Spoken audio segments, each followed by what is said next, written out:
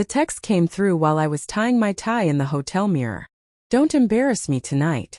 Just be yourself. I stared at it longer than I should have. The words felt rehearsed, like a warning wrapped in affection. I told myself I was overthinking it. I always did. The company party was supposed to be a celebration. Her promotion, her hard work, our shared sacrifice.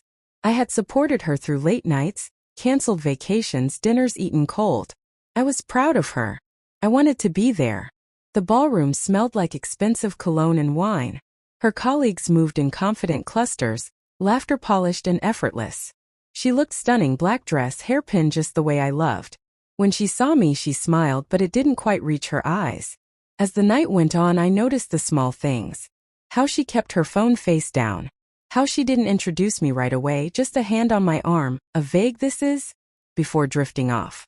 When I tried to pull her close for a photo, she gently stepped away. Then it happened. Her boss raised a glass, joking about the sacrifices required to climb the ladder. Someone laughed and said, "Guess we all need practice runs, huh?" She laughed too. Then she said it. "Well, this one's been my test husband." The room erupted in laughter. I didn't. The word hit me like a slap. Test. Like I was a trial version. Temporary. Disposable. I felt my face burn, my ears ring. Someone clinked my glass. Another guy smirked and said, "Lucky man." I excused myself and went to the bathroom, gripping the sink until my knuckles turned white. I told myself it was a joke. Bad timing. Corporate humor. But something inside me cracked.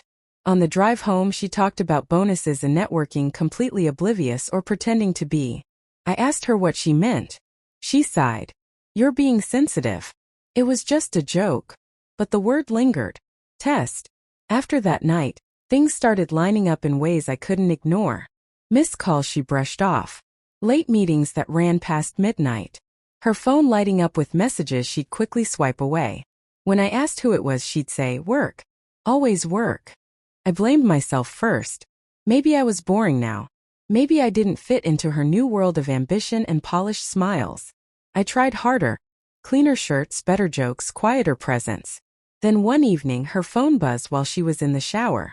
A message preview flashed. "You deserve more than practice." My heart dropped. I didn't unlock the phone. I didn't need to. The room felt too small, the walls pressing in. I remembered every time she'd corrected how I spoke in front of others. Every time she'd flinched when I reached for her hand in public. That night I barely slept. The truth came out slowly, painfully. A coworker. Mentorship that turned into understanding. Dinners that didn't mean anything. She said she never planned for it to happen. She said she loved me, but needed to know if there was more out there. I asked her why she called me a test husband. She looked down. Because I wasn't sure anymore. That hurt more than the affair. Memories turned sour. Our first apartment. The way she cried when I proposed. The promises whispered in the dark. I wondered which moments were real and which were just rehearsals. When I confronted her, there were tears. Regret. Justifications. She said I was safe. Reliable. That she never meant to humiliate me. But she had. The turning point wasn't a scream or a dramatic exit. It was quiet. I realized I didn't want to audition for my own marriage. I didn't want to be someone's placeholder while they searched for better.